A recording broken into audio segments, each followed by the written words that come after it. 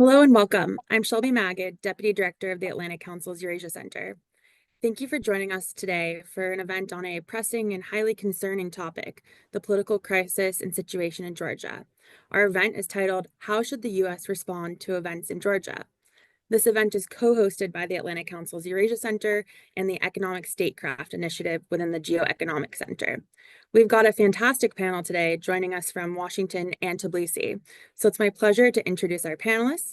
We're joined by Kimberly Donovan, Director of the Economic Statecraft Initiative at the Atlantic Council's Geoeconomic Center, Nino Evgenidze, Executive Director of the Economic Policy Research Center in Georgia, Ambassador John Herbst, Senior Director of the Atlantic Council's Eurasia Center and a former U.S. Ambassador to Ukraine, Iya Mermashvili, Chief International Correspondent at the Cipher Brief, and last but not least, Laura Thornton, Senior Director of the Global Democracy Programs at the McCain Institute.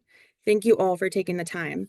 So we're going to begin with our panelists and for a panel discussion, and then at the end of the event, we'll turn to audience Q&A.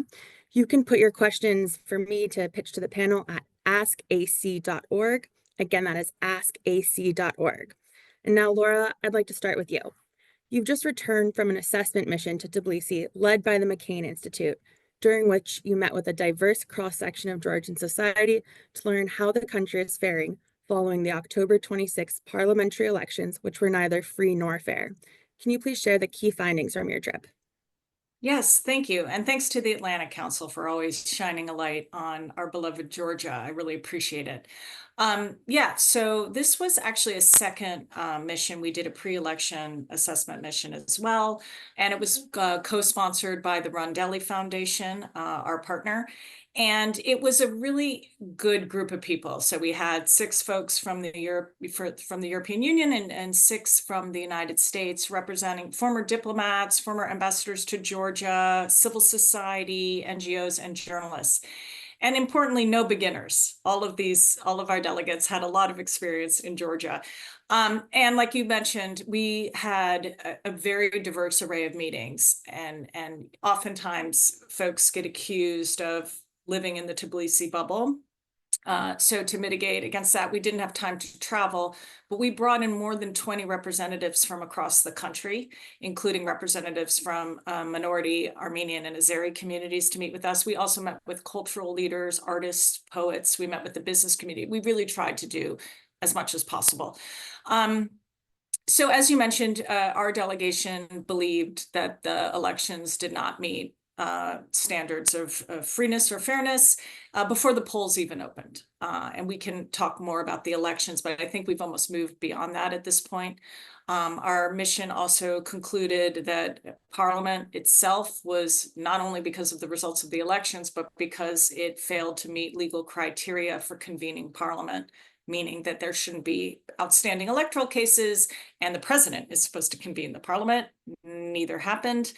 Therefore, the Electoral College, which half of which is Parliament, that appointed the next president, was also illegitimate. One of the things that we took away from the mission was this hesitancy on behalf of USG not to declare the government illegitimate. We met with over 20, I think, ambassadors, and other countries don't have this problem. And there seems to be this fixation on electoral technicalities, and our mission believes that this government is illegitimate because it's torturing its people. We've, like I said, moved beyond the elections. As we all know here, I think everyone listening probably follows Georgia and the protests that have resulted from EU suspension on Georgian Dream's part. We met actually with several protesters, and I would say our big takeaway from that was not only just the horror of hearing these personal stories from these young men who were tortured, but the systematic and orchestrated way in which they were tortured. This is a very sophisticated process where they are not necessarily beating up people as much in the streets, but taking them to staging sites, putting them in vans, and they're having the same experience. Then they're deposited at police stations and then charged and sent to the hospital. And it's not just people protesting. So while we were there, our colleague at Rondelli was walking his dog and snatched off the street, thrown into a van, missing, beaten, charged.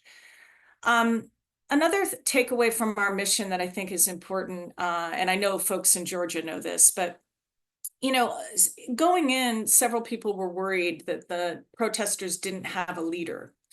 And having been there and met with folks, it seems that this could be an advantage. And even the opposition themselves said our involvement or leadership in this would just thwart or taint the process. But also its organic nature and its decentralization in a way saves it from the inability to sort of cut off the head. And the other thing that I think is important for folks to know, because we've heard this from people in the United States government, that this is an elite issue or it's just in Tbilisi. It's not just in Tbilisi, and it's not just youth and elites. While I was there, we had the IT department protest and the HR department protest and the moms protest and construction workers protest. So this is broad-based. The other takeaway that was new, even to me, and I lived in Georgia for some time, was a full understanding of what autocratic interference is taking place. We focus a lot on Russia, rightly so. We've talked a little bit about China and the Nakhlia port and their influence. The Azeri representatives told us very much about Iranians' involvement in this campaign.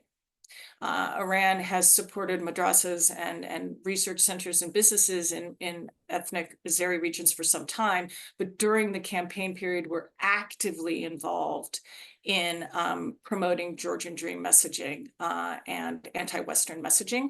Azerbaijani political leaders actually were more overt, coming to the campaign and campaigning together with Georgian Dream. So I think we need to be clear-eyed about what's happening. Georgian Dream is betting on Western weakness and autocratic strength. They keep getting away with things without consequences, and they don't believe that consequences are coming, although we have seen some progress in the last day. They also have a belief that Trump is their savior, and it's going to come in and rescue Georgian Dream. So this was a question that was posed to the mission quite a lot. And now we're really at a turning point, I believe. And the delegates walked away from this mission really feeling strongly that this door is closing. This door is closing. People were sobbing in meetings with us. The severity is real. And we have the ability to possibly be a doorstop. The door's closing. Georgia's on the path to a Belarusian existence, and we need to intervene.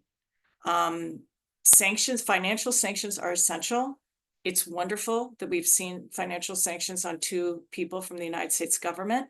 It has to include Bidzina Ivanishvili. It has to include Georgian Dream leadership. We've already seen Georgian Dream's response to these 2 individuals from the MIA. They're promoted. They're honored.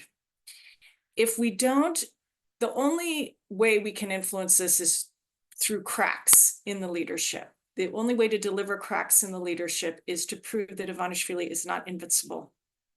It's not a silver bullet, but we need to try what we can. It's of course coupled by what Georgians are doing. The ongoing protests, resilience, and determination of the Georgian people, hopefully more civil disobedience, more strikes, garbage collectors stopping to collect the garbage, really making GD unable to govern is important. Now, I'll close out here, but what we did hear from some diplomats that was disappointing was a lot about complications of sanctions, a lot about the need to have a relationship with the government in power, that there are other interests and shared goals that we have with Georgia and Georgian Dream. And we fundamentally, our mission, and I think I can speak on behalf of our mission, we fundamentally disagree with this. We believe that sanctions cost us very little. We do not have significant investments, trades, or dependencies on Georgia. Sanctions really wouldn't hurt us. And if we can't fight for Georgian democracy, it seems pretty unclear where we can stand up for democracy. And if we don't act, we risk losing Georgia, and therefore also sending the message to autocrats that the West is weak and feckless. And it affects, there's domino effects of this. Georgia's a small country, but it will send a message to Russia's near abroad. It will affect Armenia and other fragile democracies. So, I mean, the main takeaway we came away from this mission was just a real determination and a plea that the United States, together with Europe and our allies, do more, because time is running out, and we have the potential to really lose this country that we love. So sorry if that was rather emotional, but it was a rather emotional trip. Thank you very much, Laura, for that presentation and for the work of you and your colleagues that went on that trip. I know it is helpful for us to hear the takeaways. And thank you for sharing the sense of urgency. And I think this is an emotional issue because people feel their lives are at stake. And with that, I will turn to Nino. Nino, thank you for joining us on a Friday evening and what I know is a very exhausting period. You are in Tbilisi, and so I would like to give you the opportunity if there's just any reactions to those findings that you'd want to add. But I'd also like you to touch on if you could give an update on the situation with protests in Tbilisi and around the country from your vantage point, what you've been observing and experiencing as a member of civil society, and has this impacted your own work? Thank you so much, Shelby, and Ambassador Herbst and the Atlantic Council organizing this event. It's very timely, and Laura and the McCain Institute to having this mission in Georgia, like a very critical time for Georgia. And the observations and the report, what they issued, it clearly describes the situation, what was going on that days, and they even was worsening every single after days for Georgia. But you know, as a we are in the front line of democracy and Russia, and if you ask me how I feel, we're holding the line. And do not look like very, the pessimistic in this fight, because we all understand it's our last call. It's our last fight for our freedom and independence, and no one is gonna give up on that regard, that Georgia is gonna be independent, free, and a part of the European Union, and we will never give up on that. It's not a dream, it's a reality, because we are a European Union candidate country, and not the Russian oligarchic Bidzina Ivanishvili thuggish gangster, the proxies can change this future of the Georgian people. And the process, what is going right now in Georgia is not that Vladimir Putin is testing only the new strategy or whatever, because they're testing and challenging all European Union and the United States right now in Georgia. And if anyone thinks that the processes and the effects is happening in Georgia is the different a piece of puzzle, what is going in Ukraine, in Moldova, in Romania, or in other some places where the Vladimir Putin is challenging the international world order, then they're greatly mistaken, on that regard. And we would like to, to see more brave Europe and United States in their actions. Because that Laura rightly mentioned, any sanction list which does not include the Bidzina Ivanishvili or Irakli Kobakhidze or some other people, it looks like joke and very disgraceful to the Georgian people's fight for their freedom, be honest. And any statement on European Union, and we hear this last, I don't know, 12 years almost, that the Orban is the blocking something on Ukraine, Orban is blocking something on Georgia, Orban is blocking something on some other the countries who are freedom fighters in this world. It also looks joke, because for so many years and the challenges, at least the European Union should do something, to avoid this kind of interference through Vladimir Putin and their proxies, even in European Union. The things is happening here, as Laura mentioned, the 500 people were arrested during this protest. And from these 500 people, 300 people were tortured, really. I mean, and they were in a very inhuman and the kind of like a situation in a prison. And during their whenever they're arresting them, there was the threatening the young girls on the the rape threatenings. And the Radio Free Liberty already revealed these facts, the public right now. And what saved at this stage the Baltic states, the first sanction, wave, was kind of the game changer, because after that they stopped to beating us during the demonstrations and the torturing the people, which was a greatest decision of 3 Baltic countries, which included the Bidzina Ivanishvili to this sanction list. And after that sanction was announced the next day at Ministry of Internal Affairs, all department who was in charge of they calling that department the Special Operational Planning Department, which is in charge of the cracking down the demonstrations and the torturing the people. The director of this department, 4 their deputies, and the 16 people who left immediately their jobs, which means again that on-time sanctions, whenever it's the higher hierarchy representatives are included on that list, is quite the works. Of course, we are not rely on that only. This is only additional instrument to our efforts, what is going to the country, because today is the 23rd day of the non-stop protest, which is continuous during the day for 24 hours, because every single day we have the 15 different or 16 different marches. And Laura mentioned about that there is a IT guys or HR guys or marketers or hospitality sectors or whatever. And nowadays, never in the last 33 years of our independence, that the Georgian businesses, and this list is 1,500 Georgian big and medium businesses. They were saying that this government should release immediately the prisoners, and they have to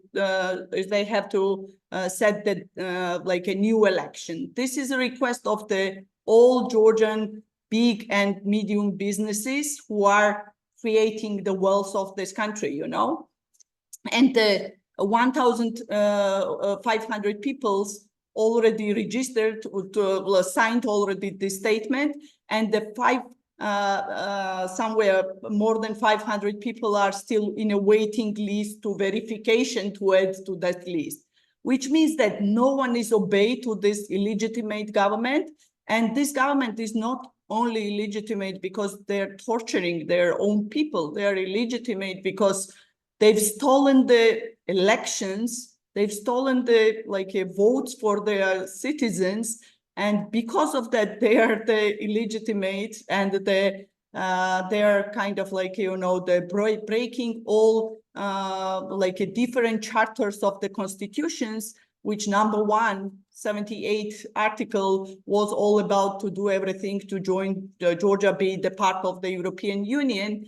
And the aftermath, even there was a constitutional court, the president's appeal. Before that, before the constitutional court released any a decision on that regard, they already sent gathered the parliament, and they already elected the government or whatever, which is again the breaking all constitutional norms, which again brings us to the a final result that this government is not legitimate. And everybody is talking about this. They should be very brave to saying this, I remember that Senator John McCain was saying all the time that be brave, just be brave. The rest is so easy to doing this. And the West is kind of like, you know, from United States and other European countries, they were kind of like, you know, delaying this statement that this government is not legitimate because they stolen the election. And if it does not matter, then why we were having the elections at all, if it's not the matter of the measuring the democracy this or in that country. And if you think that the Georgians were always like falsificating the elections and it's okay, then I'm sorry, but it looks like that you have a different approach from yourself and ourselves here, that the standards of democracy is different for Georgians and the standards of democracy is different in other Western European countries, which is, again, it's kind of a nonsense. I'm going to stop here, and I have many things to say, but maybe I'm taking the time from others, and I'll try my best to say more in your next questions, during your next questions.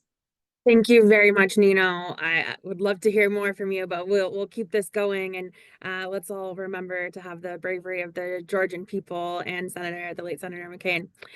Yeah, thank you for all you're doing to keep focus on Georgia from Washington. So turning to you, can you share where we're at now in the Georgia-US relationship and where we should aim to be going forward?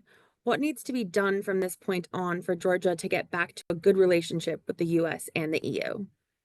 Thank you very much, Shelby, and thank you very much to the Atlantic Council and Ambassador Herbst for hosting this very timely event.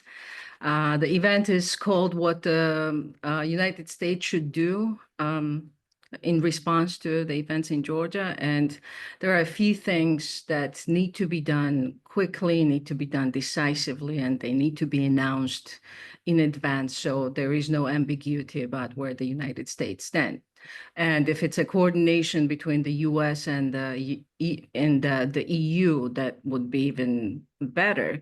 So the West presents this united front in response to the events in Georgia. But to start with from the US, I think it's very important for us to be clear about the goal of what the US should be doing and why should the US be doing something.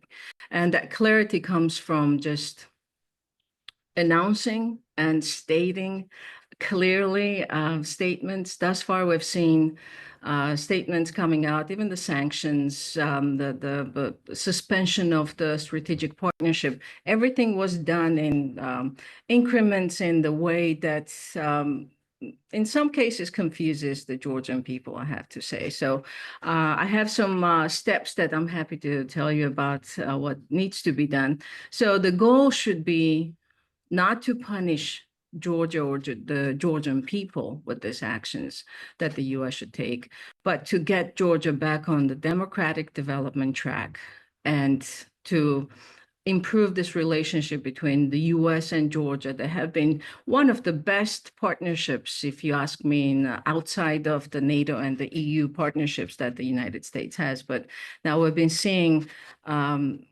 the worsening, unprecedented worsening of the relationships between the two countries. And an important thing to remember here is that it's not worsened because the United States does not want this partnership, but it's because of the Georgian Dream's actions, statements, the way they treated the America's ambassadors in Georgia, the anti-American statements that we've heard coming from the highest offices of the country. So to change the relationship we need to be clear that it's on the Georgian Dream, not on the United States. And we've heard statements from even Prime Minister, many ministers, high officials, that somehow the United States needs to change its actions and behavior in order for Georgia to get back to the normal track. I think we need to be very clear about why the relationship is bad and what needs to be done to make it better. And some steps that can be taken is definitely be outspoken, and both Nino and Laura have spoken about this. Our reaction has been too slow, too vague, in some cases a bit too timid, and that needs to be stopped. So both Georgian people, everybody involved, and definitely the Georgian Dream government needs to know where the United States stands. And the clarity should, this is the second thing that I would propose we should do, is declare the government unconstitutional. And Nino talked about it a little bit. It comes from the Georgian Constitution. It's not just somebody's desire not to recognize the government, but according to the Georgian Constitution and the law, president needs to call the first session of the parliament. Now, because the elections were widely falsified, and there is evidence that there were multiple votings, the manipulation of the administrative resources, people just renting or borrowing others' ID cards and voting multiple times, or one person voting on behalf of some other voters. There is evidence for this, and because of this, the president of the republic did not recognize the parliament as legitimate. Now, everything that this parliament does, whether it's adopting the laws or any decision they make, including voting for a new president, is unconstitutional. And we need to be very clear about what it means and why we're saying it. Now, what the solution would be, this would be the third step, is call new elections. Call new elections to reset the country's direction, to reset the country's democracy. Listen to the people that are outside in the streets, just asking the government just to hear them, that the country is not developing in the right direction. A very important point also is that about 65% of the Georgian population supports the protests that are happening countrywide. That indicates something, and the government needs to listen to it. But government will listen to it if there is an outside constant pressure to do so. So calling for the new elections would be one way to come out of this, and the most desirable way, even according to the demonstrators. They are asking for the release of all the detained demonstrators and calling for the new elections.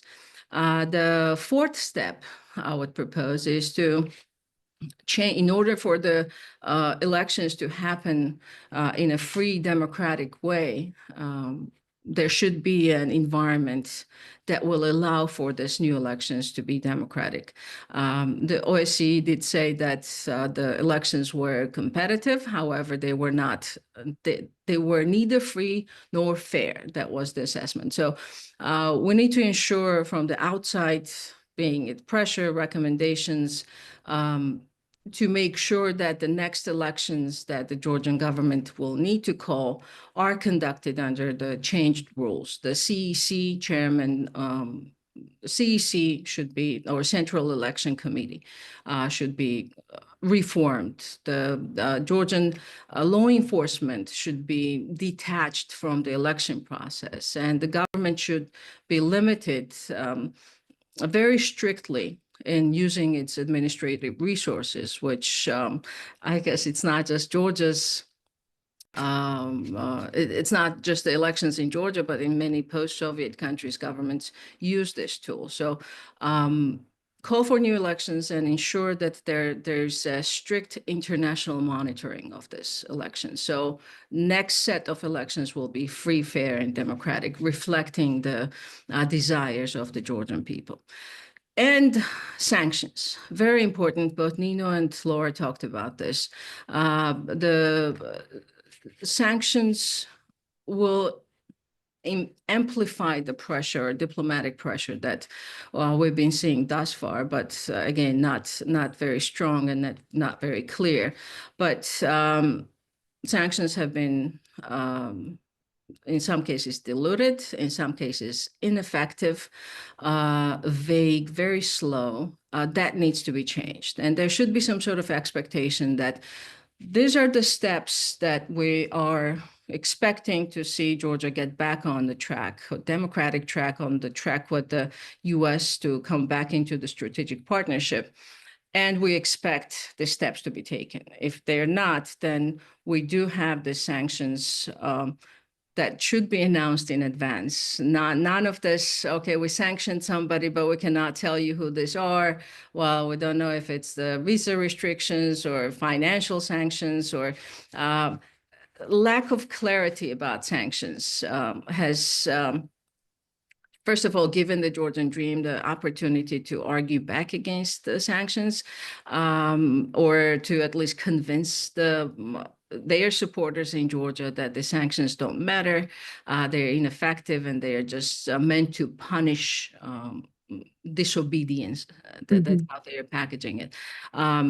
So that needs to be changed, and sanctions need to be not only announced in advance, but they should be attached to an action. So if the action is made by the Georgian Dream, then sanctions are not applied. If the action is not taken, then the sanctions are applied. And there should be some sort of escalatory effect of the sanctions, not just they should have a goal to accomplish something and not impose them just for the sake of imposing them. So to summarize, I'm finishing up this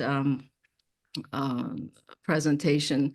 To summarize, be outspoken about what the goal is, declare government unconstitutional, call for new elections, change the conditions with international monitoring, change the conditions for the elections, and advertise and escalate sanctions as needed.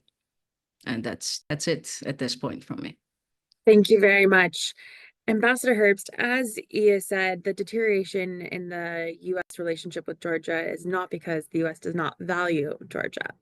So why is Georgia of strategic importance to the United States? And how does the situation in Georgia connect to the threat of Russian aggression and Russian malign activity beyond its borders? There are, I think, at least two principal reasons for strong U.S.-Georgian relations going back to Georgia's independence, but then strengthened in the wake of the Rose Revolution. First, Georgia has been among the countries that emerged from the Soviet Union, with the exception of the Baltic states, the leaders in reform, especially again since the Rose Revolution. It's true that late when Saakashvili was president, we began to see some authoritarian tendencies. And then once the Georgian Dream came to power in 2012, we saw their own authoritarian tendencies, which have accelerated a great deal over the past 10 or 12 months. But that fact, the evidence Georgia provided that the states that once were submerged by Soviet imperialism, Russian imperialism, could move in a democratic direction. And that's one we think is very important for our interests globally. The second is Georgia was has been an enthusiastic partner with us on various foreign policy areas. Georgian troops played an outsized role, given their small size, in our misbegotten adventures in the greater Middle East. Our policies weren't sound there, but Georgia was a wonderful partner to work with. And we have seen that certainly since the mid to late 90s, and then up until Georgian Dream began to move not just in an increasingly repressive direction domestically, but became a critic of American policy, and essentially, not directly, but essentially an apologist for Kremlin aggression. So those are the stakes in our relationship with Georgia. They remain true. I mean, the possibility of this remains true. And because of this turn towards Kremlin-friendly policies, Georgia provides some support for policies that directly threaten our interests. The way Ivanishvili and Kobakidze talk about Moscow's war in Ukraine serves Kremlin interests. And, Laura was talking about how Iranians were playing nastily in an anti-democratic fashion over the past couple of months in Georgia, maybe before. And of course, Russia and Iran are pals working together against American interests, critical American interests, both in Europe with the war in Ukraine, which Iran supports with drones, but also in the Middle East, as Russian missiles have made their way to Houthis in Yemen to attack American naval ships and international shipping via Iran. Russian weapons are critical to Hezbollah as they fight Israel. And of course, Russian support has been critical for Iran. So the stakes, both geopolitical, democratic, I won't call it ideological, but values, are all reasons for a good relationship, a very strong relationship between Georgia and the United States. And it'd be wonderful to return to that. Thank you very much, Kim. Thank you for your partnership in co-hosting this event. Now to you. One of the U.S.'s responses to recent events in Georgia has been to suspend more than $95 million in funding earmarked for the Georgian government. What are the intended and unintended consequences of this measure? No, thanks, Shelby, and thank Eurasia Center and Ambassador Herbst for helping us with this event. It's a critical time in this crisis. So, I mean, as several have already noted in the discussion, the U.S. has taken different measures, including sanctions, as well as a suspension of aid and military assistance to Georgia, and the EU and UK have also followed suit. But and when the U.S. is looking at different economic levers and carrots and sticks that it can use to kind of push its message, it makes sense that they would want to look at kind of suspending different funding to see what type of reaction the government would have. Unfortunately, in this case, it's very clear that this did not faze the Georgian government at all, but that is also to be expected. As we're seeing a lot of Russian influence and interference in Georgia, as well as growing economic ties with China and Iran, you have to kind of question what was the intent of suspending this assistance.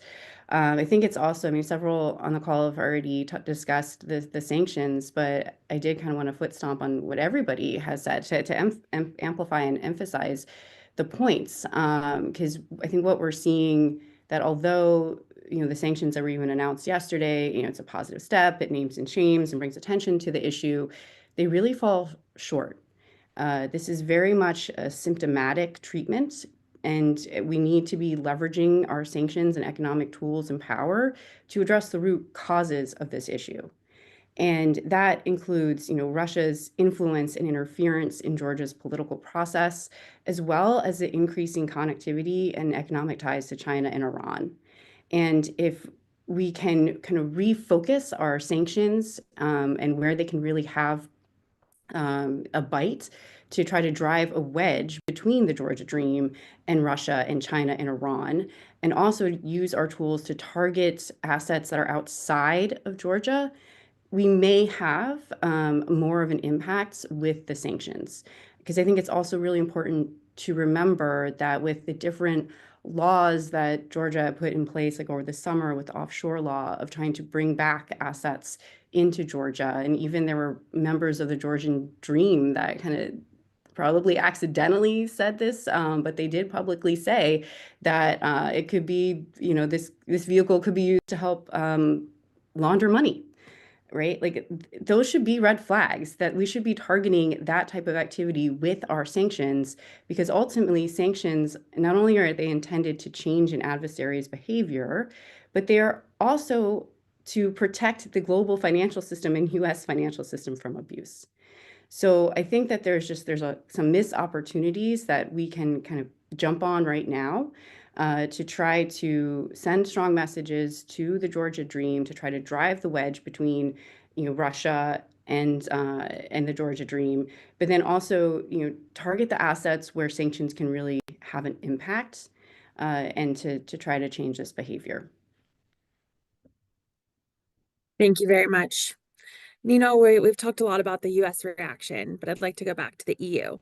How would you assess the EU's responsiveness to the Georgian Dream's decision to halt EU accession and to the response to the Georgian people? Just to continue, and thank you so much, Kim, for your opinion on that regard. I fully agree with you and John, and I just want to ensure you that the people of my country, the Georgians, they are the most pro-American people, not only in Eastern or Central Europe, but in the world, I think. And I'm pretty sure that we will be all the time the great partners for the Americans whenever we will get rid out of this thuggish Russian government from here. And on the European Union, the side, as I mentioned before, there was the meeting of the European Union and the ministers and the council as well. And because of the the Hungary and the Slovakia, the veto, they cannot impose the sanctions on the Bidzina Ivanishvili and some other peoples, but they will come up with the solution to sanctioning the holders of the diplomatic passports and restricting them from using the visa-free regime for these owners of the diplomatic passports. And also there was a very strong statement from the president of the European Union and some other high-level representatives.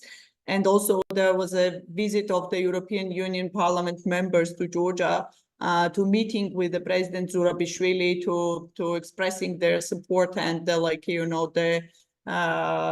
to fight in this fight of the Georgian people, and because the president is the only legitimate representative of this country, and all opposition parties and civil society representatives and all society, we stand to President Zurabishvili, because she's kind of representing the Georgia legitimately right now. And also we know that the individual country, because the Baltic countries didn't wait some other decisions before ahead of the European Union decision, they come up with the individual sanction regime, the country regime, and they already have the kind of updated list, especially the Estonia and the Lithuania added the people to that list, because the first wave was 12 people, and then they added somewhere more 17 people as well, which was kind of response and to giving the example some other European countries to go through this way as well. And the Tbilisi recently were visited by the German representatives, and they were working on the individual country sanctions by the Weimar countries, which includes the Poland, France, and Germany, the biggest European countries of Europe. And but we really, the President Zurabishvili was addressing today the Parliament Senate of the Italy, and she was asking them more actions, because again, this is the challenge test of Russia through European unions, as well, because if you cannot help the 3,700,000 people in their fight for freedom and democracy, then in some other cases, how they're going to ensure the European values and the democracy and the European the stability.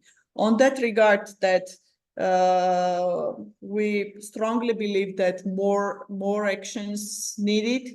from the United States as well, but it should be kind of coordination among the US European leaders, because nothing is happening if it's not like a transatlantic unity. And I strongly believe that the idea of Europe whole and free at peace based on solidarity. And what the Georgian people is requesting right now, we don't ask you to come up and fight instead of us. We just need a little bit solidarity, which is in your hands.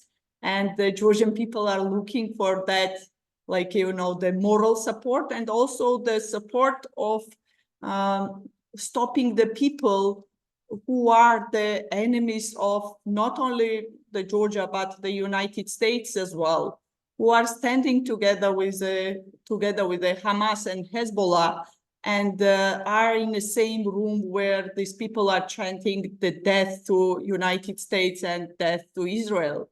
And on that regard, we don't understand why you are delaying this kind of response, because we're talking about the one single Russian oligarch. We are not talking about the 100 oligarchs around the world. We are talking about one Russian oligarch who is undermining Georgia's democracy and the freedom, who is a partner with the Vladimir Putin, who is helping the Russia to avoid the sanction against the Ukraine, who is the friend with the China and the Iran. And why you are delaying all this response from the United States and Europe? This is our existential question, to be honest. Thank you so much. Thank you. Ambassador Herbst, I just want to tap you in for a second. Do you want to add anything on that need, the request to sanction Ivanishvili?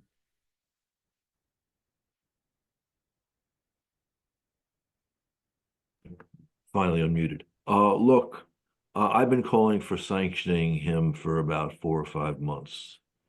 It's absolutely essential to send a message to Georgia that the strong man is not so strong and is in fact vulnerable. And it's important not just that he be sanctioned, but that all Georgians who are sanctioned for bad behavior, the sanctions apply to their families. Let them have to leave universities in the United States, and if get the EU to go along, and in Europe. I think that would truly send a devastating signal to Georgia, the Georgian people, that we are with them, and to Georgian bad guys, that this is not worth your while. Thank you. And Kim, just giving you an opportunity as our sanctions expert, anything you want to add there? I am in 100% agreement with Ambassador Herbst. We've seen several indicators over the past several months, and I'm surprised that it has taken this long, frankly, to roll out the sanctions that they have done. But it is time to target Ivanishvili as well as others in the Georgian Dream, especially those with strong ties to Russia. And to Ambassador Herbst's point, I mean, we have to see where are these officials taking advantage of the opportunities within the West, right? They're sending their kids to school in the US. They have assets in the United States as well as across Europe. Let's send a strong message, and let's do something now to sanction this activity and make sure the Georgians know that we're standing with them. Thank you both. I think we have broad agreement. All right, yeah, continuing on this note of the Russian, I don't even know what I want to call it, factor. How did Russia's war in Ukraine impact the Georgian elections this year and the Georgian Dream's calculus for their actions before, during, and after the elections? Russia's war in Ukraine has had direct and significant impact on the elections in Georgia. Georgian Dream, we can say that basically capitalized on the war, and most narratives that they built before, during, and even after the elections is somehow connected to Ukraine. And it's not just narratives, but even visually, before in the pre-election campaign, there were all these banners displayed in the streets of Tbilisi, over the highways, showcasing destroyed Ukrainian cities and something similar in Georgia, a similar building in Georgia. Let's say there was a destroyed church in Ukraine, and they would showcase a nicely lit, beautiful Georgian church, and they were presenting the choice to people, basically. If you elect the Georgian dream, you will have this peace. If you elect anybody else, you will have war. Bidzina Ivanishvili himself came out and said that the choice on the October 27th elections for the people was between war and peace. And that's a quote. And Prime Minister, the whole GD apparatus, including the propaganda media there, online outreach to people, was pushing this narrative that we are the only stabilizing force. If you don't elect us, you will have war. So that's one aspect. I think second aspect, the direct, I should say that in some cases, these narratives worked. Some people were convinced that the GD is the only force that can keep stability in the country. The other aspect is the economic aspect. Because of the war in Ukraine, well, Georgia, as we know, did not impose any sanctions on Russia after following or mirroring the Western sanctions.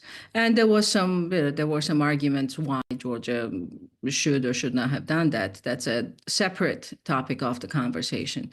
But after the war started, Georgia's economy, imports, exports, even GDP grew. And this was directly connected to the Russian money, to connecting Georgia with the Russian economy and the money inflow. So there were some over 15,000. I could be off by a few thousand here. I'm saying a lesser, more conservative number, but 15,000 Russian businesses opened in Georgia after 2002 invasion of Ukraine. So that tells you something. So everything from the political perspective as well as economic perspective, Georgian Dream connected to somehow with narratives connected to the war in Ukraine, showcased that they are just, try to convince people, not showcase, that they are the only force that can bring the stability to the country, and use this money that came in because of Russia's invasion of Ukraine into Georgia as some sort of accomplishment that the government did, and somehow it happened because of the government's policies. So I think that still continues post-election. The narrative is still out there, but during and on the days off and just even a few months before the elections, it was very clear that the government was capitalizing on the war in Ukraine. Thank you. Laura, I'll give you the final question and then we'll very briefly pull in our audience questions. So if you could keep this one short, though it's quite a question. The Georgian president Zurabishvili's term ends on December 29th. The Georgian Dream Party has already appointed a new candidate, Mikhail Kavalishvili, who's been subject to scrutiny. The president was the only remaining political leader who openly refused to accept that GD received 54% of the votes in the October parliamentary elections. What is likely to happen on December 29th when her term ends, and what levers, if any, does she have left in this situation to make sure Georgia stays on the Euro integration path? Thanks for that. And I just wanted to quickly, if I may, just follow up on Ia's remarks on Ukraine. And I agree 100% with the sort of two buckets of how the Ukraine full-scale invasion of Ukraine has affected Georgian politics. I think a third point, just really quickly, is it's an assessment of our resolve. Georgian Dream, and when I was there in September, a Georgian Dream official who still talks to me was like, we're betting on Russia winning, and we don't have faith in Western resolve. And if they had more confidence in the United States and Europeans and others to forcefully defend Ukraine's sovereignty, I wonder if their calculus wouldn't have been a little different. On the issue of the president, I unfortunately am not can't read the future, but I will say I am quite amazed and impressed with President Zurabishvili. She had lots of options available to her. She could have lived a nice life in France. But she has stayed and she has been fighting for democracy. What will happen on the 29th will be the new appointed president. And as we've all agreed, that through a process that lacks legitimacy, has made promises preemptively of once taking office, perhaps even declaring martial law. The President Zurabishvili will presumably be forced to leave the palace. They've apparently already turned off the heat. But she has pledged to keep fighting. And it's really important to keep in mind that she is the highest directly elected person in the country. She has a mandate from all Georgians. The only second is Kaladze. There is no one that has the public mandate that she does. And the other thing that I think is very interesting is when we were there in the mission, and we of course met with all the opposition leaders, and I think the opposition has gotten endless criticism, some deserved, some undeserved. But let me tell you, it was the first time I saw them very much agree on her ability to lead. And every single one of them was in lockstep that they would communicate. They are communicating with her, they're communicating with one another, and will stand behind her. So she has a mandate. She has the support of the political opposition. She has public support. I think the levers of her power are in that, in her public support and mandate. So what can she do? She can continue to use her voice. She will, of course, lose her security, which is what Georgian Dream has said. She will continue to coordinate the opposition. So I do think that she has an important, powerful role to play. And if we ever get to the point, and Ia said this well, and Kim and others, sanctions are to serve a purpose, right? And it's to apply pressure to get Georgian Dream to negotiate.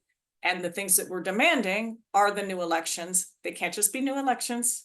They have to be under a completely reformed CC, MIA, et cetera. So this is a complicated thing.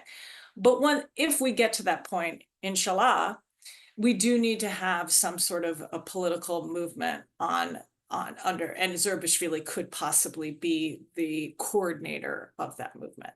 So I do think she has a role to play, even if she's dragged by her hair out of the palace on the 29th. Thank you.